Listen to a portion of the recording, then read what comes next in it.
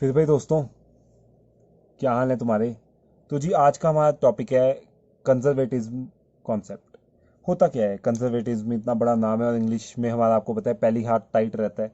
तो जी बिल्कुल बहुत अजीब सा लग रहा है। तो वैसे कंजर्वेटिज्म का मतलब होता है ट्रेडिशनल, एक तरीका किसी चीज़ को करने का ट्रेडिशनल वे, एक तरीके ट्रेडिशनल के साथ तुम इस वर्ड को लिंक कर सकते हो, है ना। बाकी दूसरा तरीका क्या है इसमें, दूसरा इसको बोलते हैं प्रूडेंस। तो जी मैं इसको ऐसे लिख सकता हूँ, इसको प्रूडेंस कॉन्सेप्ट भी बोलते हैं, PRUDENCE। ये आर है और ये यू है, मेरी राइटिंग थोड़ी बेकार है मेरी, ठीक है। तो प्रूडेंस कॉन्सेप्ट भी बोलते हैं इसको, कंजर्वेटिज्म कॉन्सेप्ट भी बोलते हैं। कहता क्या है ये, पढ़ते हैं जी, ठीक है। तो जी the concept of conservatism requires that, क्या बोलता है, profit should not be recorded until realised.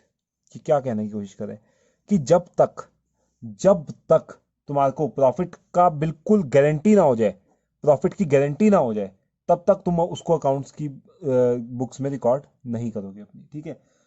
तो जी हम समझेंगे इसको आगे जाके, पर ये बोलते हैं कि जब तक तुम्हारा गारंटी ना हो जाए तब तक तुम प्रॉफिट को रिकॉर्ड नहीं करोगे, ठीक है। बट आगे कह रहा है, but all losses even those which may have a remote possibility are to be provided for in books of account. अब ये बोल रहा है कि जो जितने भी पर लॉसेज है ना, जितने भी लॉसेज हैं, उनकी अगर रिमोट पॉसिबिलिटी भी हो ना, कि मतलब बिल्कुल थोड़ा सा ही आशंका तक हो जाए तुम्हारे कि हमारे को लॉस होने वाला है, तो जी बिल्कुल अकाउंट्स में एकदम से लिख देना है तुमने, ठीक है। Provided for in books of accounts, उसको एकदम से तुमने अकाउंट्स में लिख देना है। तो जी एग्जाम्पल समझेंगे हम इसके, एग्जाम्पल से ही समझेंगे हम बिल्कुल। अब जी एग्जाम्पल, सबसे पहला एग्जाम्पल पढ़ते हैं हम। कुछ चीज़ें मतलब उस हिसाब से इसको हम पढ़ेंगे। मतलब अब अकाउंट्स में कुछ चीज़ें होती है अकाउंट्स में, जैसे ना स्टॉक, वैल्यूएशन ऑफ स्टॉक पढ़ोगे तुम आगे, कि अपने आपके पास जो स्टॉक होता है, जो सामान आपने बेचने के लिए रखा होता है, उसको आप वैल्यू कैसे करते हो, उसकी आप वैल्यू कैसे निकालते हो, कितने का स्टॉक है। तो जी ये आप आगे जाके पढ़ोगे, अभी आप फिलहाल के रट्टा निकालो कि valuation of stock.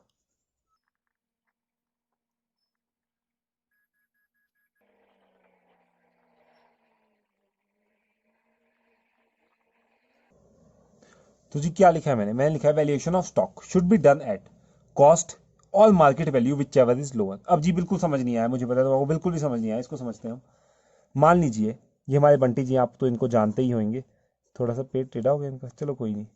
Polio polio नहीं खिलाई होगी शायद, इस बार नहीं खाई होगी, ठीक है। तो ये बंटी जी हैं, हाथ मैंने यहाँ से बना दी, चलो कोई नहीं। ये कान है बंटी जी की, इस बार ये आजकल इनके कान बिल्कुल खड़े रहते हैं, क्योंकि अकाउंट्स की क्लासेस लगा रहे हैं पूरी है, तो इनके कान जो है वो एकदम चौकन्ने रहते हैं जी, ऐसे नहीं, ठीक है। तो जी ये टाई समझ लो, इसको जो मर्जी समझ लो, ठीक है। टाई सी लगा दी मैंने इसकी, जो भी है, ठीक है।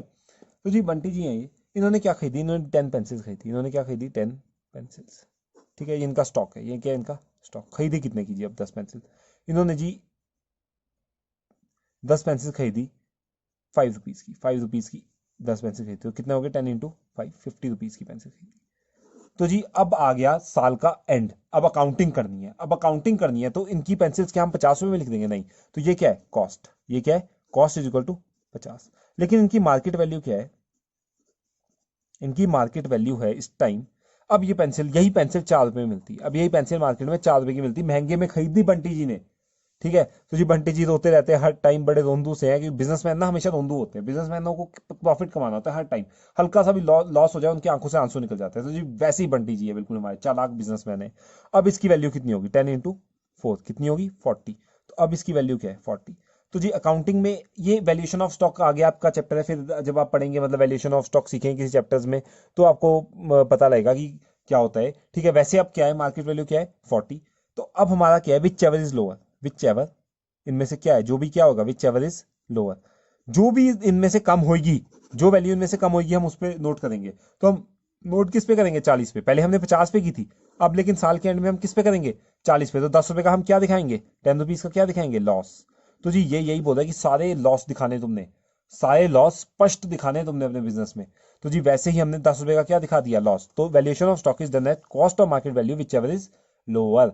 तो हमने हमने यही कॉन्सेप्ट बोला है कि प्रॉफिट शायद बेशक दिखाओ ना, प्रॉफिट मत बेशक मत दिखाओ, लेकिन अगर छोटा सा भी लॉस हो जाए ना, वो लॉस तुम्हारे दिखाना है। इसीलिए एक और एग्जांपल देता हूं मैं तुम्हारे, we only show depreciation on fix asset, not appreciation तो जी क्या मतलब हुआ कि जी हम सिर्फ डेप्रिसिएशन ही दिखाते हैं फिक्स्ड एसेट में, डेप्रिसिएशन ही दिखाते हैं, डेप्रिसिएशन ही दिखाते हैं। मतलब क्या हुआ कि हम दिखाते हैं कि फिक्स्ड एसेट हमारे आसपास घटे हैं। हम क्या बोलते हैं, जैसे अगर मशीनरी 100 रुपए की ली थी हमने, अगले साल 90 की हो जाएगी, उससे अगले साल 80 की हो जाएगी, उससे अगले साल 70 हो जाएगी। जी पुरानी हो रही है, उसकी वैल्यू घट रही है। लेकिन मान लो जैसे जमीन ली है, जमीन की वैल्यू तो बढ़ती है, तो हम वो नहीं दिखाते कि वैल्यू बढ़ रही है, हम सिर्फ क्या दिखाते हैं, जो वैल्यू कम होती है।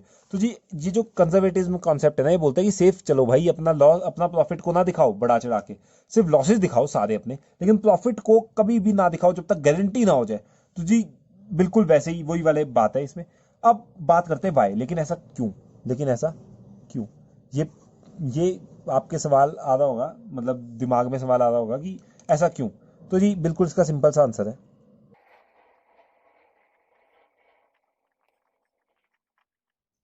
तो जी क्या बोलते हैं, if profit are over stated, अगर प्रॉफिट ओवर स्टेटेड है, मतलब अगर प्रॉफिट ज्यादा दिखाए हैं तुमने अपने, तो it may lead to reduction of capital, it may lead to reduction of capital. अब जी देखो बंटी जी को पता लग गया यहाँ पे कि 50 की पेंसिलें जो थी वो अब 40 में है। अगर ना पता लगता, इसको सोचो, इसको ना पता लगता, कोई बताता ही ना, तो इसने क्या देनी थी, अपने जो इंप्लॉइज है उनको सैलरी ज्यादा दे दी, सैलरियां बांट दी, लो जी सैलरी लो, और खुद प्रॉफिट निकाल लेना था इसने, प्रॉफिट निकाल देना था, अपनी बीवी को शॉपिंग करा देनी थी इसने कि जा भाई शॉपिंग कर, मॉल भेज देना था कि तू बढ़िया खुल के शॉपिंग कर। तो जी क्या है, इससे क्या हो जाता है, रिडक्शन ऑफ कैपिटल, उसके बिजनेस की जो पैसा लगा हुआ है ना वो कम हो जाता है। अगर प्रॉफिट क्या होते हैं, ओवरस्टेट, ओवरस्टेट मतलब अगर बढ़ा चढ़ा के दिखाए हुए होते। तो जी ये था कंजर्वेटिज्म कॉन्सेप्ट, बिल्कुल जी ये कॉन्सेप्ट खत्म हो चुका है। लेकिन लेकिन लेकिन एक है, इसमें डिस्क्लेमर देते जी हम बिल्कुल कि इसमें कुछ बात है, डिस्क्लेमर क्या है इसमें दिया हुआ कि हाउ एवर पढ़ते हैं, पहले लिख देता हूं मैं।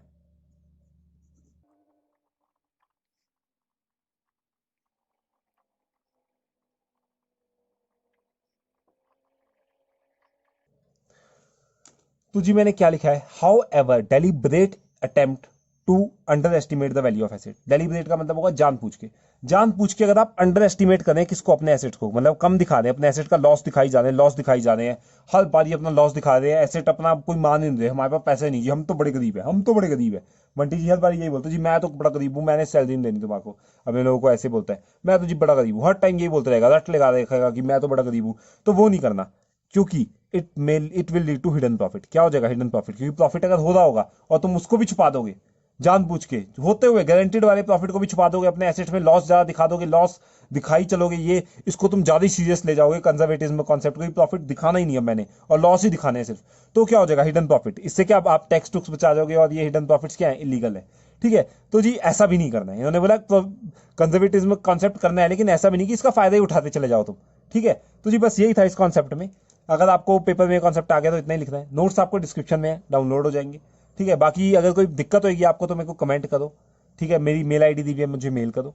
ठीक है, बाकी अगर और कोई दिक्कत होगी तो मतलब मुझे आप पर्सनली, मतलब अगर मेल करेंगे तो मैं वो आपकी दिक्कत बिल्कुल सॉल्व करने की कोशिश करूंगा। नहीं समझ आया तो दोबारा समझाऊंगा, अगली वीडियो, एक और वीडियो बना देंगे इस पर डेडिकेटेड। ठीक है गाइस, बाय बाय, इस वीडियो में इतना ही था, अगली वीडियो में मिलेंगे हम नए कॉन्सेप्ट के साथ।